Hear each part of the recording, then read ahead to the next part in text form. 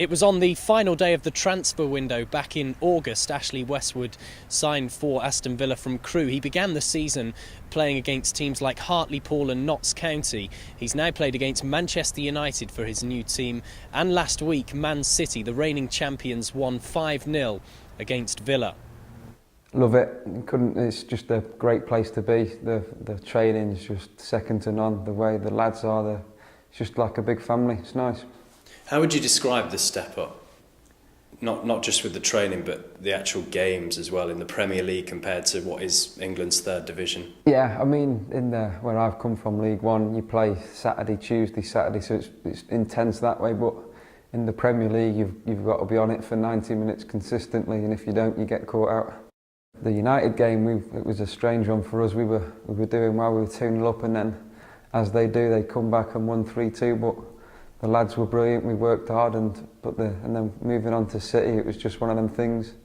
A bad decision, but I'm not going to go too much into that. And then they just put the foot on the gas. But we young lads will learn from it.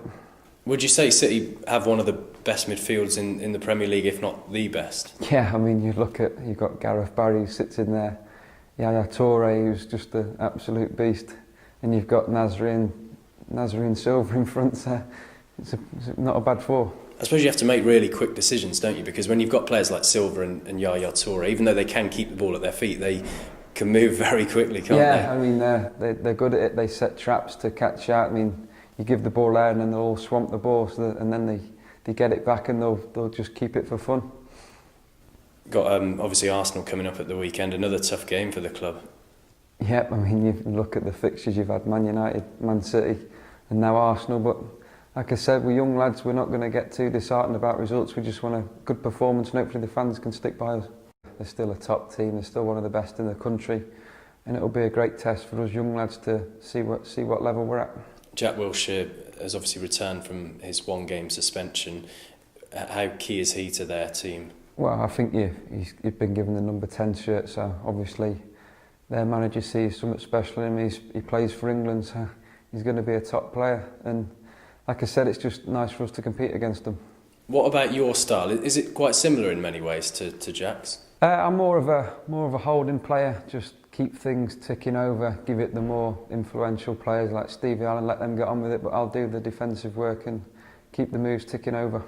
And what about the other players in the Arsenal team? Who have you been impressed with this season?